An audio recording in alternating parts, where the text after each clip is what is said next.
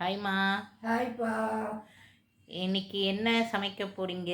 இன்னைக்கா ஆ எல்லாரும் வந்து எலும்பு குழம்பு எப்படி வைக்கணும்னு கேட்குறாங்க. சரி.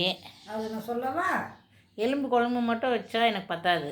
பச்சை எ மிளகாய் கறியும் வறுக்கலாம். ஓகே, சொல்லுங்க. எவ்வளோ பச்சை கறி வாங்கணுமா இப்போ ஒரு அரை கிலோ 4 பேருக்கு? அரை கிலோ சரி அரை கிலோ வந்து எலும்பு தனியாக எடுத்து கறி தனியாக எடுத்துக்கணும். சரி நல்லா அலசிட்டு எலும்பு நல்லா வேக போட்டுடணும். சரி. குக்கரில் போடவா கடாயிலே போடுவா? கடாயிலே போடலாம். ஒரு சின்ன கிண்ணத்தில் சட்டியில் வேக போடலாம். சரி குக்கரில் எனக்கு ரொம்ப பிடிக்காது. ஆனால் வேக போட்டு தக்காளி வெங்காயம் இஞ்சி எல்லாம் போட்டு நல்லா வேக விட்டோன்னே சரி கொஞ்சோண்டு மிளகாத்தூள் மஞ்சத்தூள் போட்டு ஓகே நல்லா வெந்த உடனே நல்லா வெந்துடும் தெரியும். நல்லா வெந்த உடனே எடுத்து ஒரு குழம்பு தடைக்கிற கரண்டியால் கொஞ்சோண்டு எண்ணெய் ஊற்றி பட்டை லவங்கம் பிரிஞ்சி இலை சோம்பு எல்லாம் போட்டு தாளித்து கருவேப்பிலை கொத்தமல்லிலாம் போட்டு தாளித்து அந்த குழம்புல ஊற்றிடணும். ஓ, நான் என்ன நினச்சேன்னா இப்போ இதில் தக்காளி வெங்காயம்லாம் போட்டு திருப்பி வதக்கலாம் வேண்டாம். அதெல்லாம் வேண்டாம். சரி ஓகே. அதான் நமக்கு குழம்பு எலும்புல வேக போடுறோமே. சரி சரி சரி அது போதும். சரி இஞ்சிலாம் போட்டு நல்லா வேக விடுறோம்ல, அது போதும். சரி ஓகே.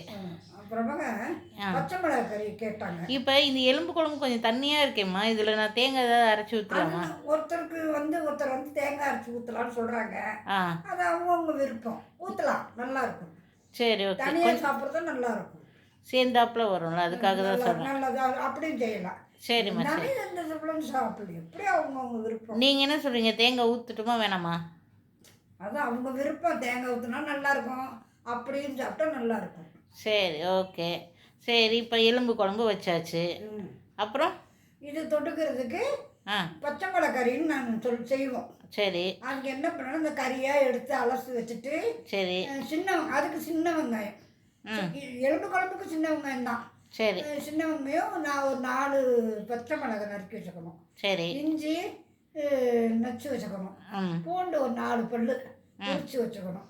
சரி. வச்சுக்கிட்டு இந்த பச்சை மிளகாய் இந்த கறியை அலசி வச்சுட்டு எண்ணெய் ஊற்றி அது கொஞ்சம் உளுந்தம்பருப்பு சோம்பு நல்லா போட்டு இந்த பிரிஞ்சி இலை இத்தனோண்டு பட்டை போட்டு தாளித்து இந்த வெங்காயம் பூண்டெல்லாம் நல்லா வதக்கணுன்னே இந்த கறியை எடுத்து நல்லா திறக்கிட்டு இத்தனோண்டு மஞ்சத்தூள் போட்டு பச்சை மிளகாய் வெங்காயம் நல்லா வதக்கணும். அப்போ தான் நல்லா இருக்கும். போட்டு நல்லா அப்படியே சிம்மிலே தான் வைக்கணும். நல்லா திறக்கணுன்னு கொஞ்சோண்டு உப்பு தண்ணியை கரைச்சி ஊற்றணும். என்ன பண்ணணும், கொஞ்சோண்டு தேங்காய், கொஞ்சம் தான் ஒரு தேங்காய் 2 சோம்பு சீரகம்லாம் வறுத்து அரைச்சி அந்த கிரேவியில் ஊற்றணும். கறியில் நல்லா வெந்த உடனே நல்லா தெரியும். நல்லா வெந்தோம் இத்தனும் அரைக்க 2 மிளகாத்தூள் போடணும். மிளகாத்தூள் அரைக்கரண்டி இத்தனோண்டு போட்டு பச்சை மிளகா போடுறோம்ல, அதனால அரைக்கரண்டி போதும். போட்டு இந்த தேங்காய் அரைச்சி வைக்கிறோன்னா ஊற்றி அப்படியே நல்லா அழகாக சேர்ந்தாப்புல வந்தோடனே எடுத்து வச்சு அந்த இரும்பு சீட்டில் சாதத்தை போட்டு தான் சாப்பிட்லாம். இப்போ தேங்காய் இதுக்கு ஊற்றி தான் ஆகணுமா இல்லை ஊற்றாமே இருக்கலாமா? ஊற்றாமே இருக்கலாம். ஊற்றினா கொஞ்சம் நல்லா இருக்கும், கிரேவியாக வரும். சரி ஓகே ஓகேம்மா. தேங்க்யூம்மா தேங்க்யூம்மா. சரிப்பா. பாய் பாய். சப்ஸ்கிரைப் பண்ணுங்க. ஓகே.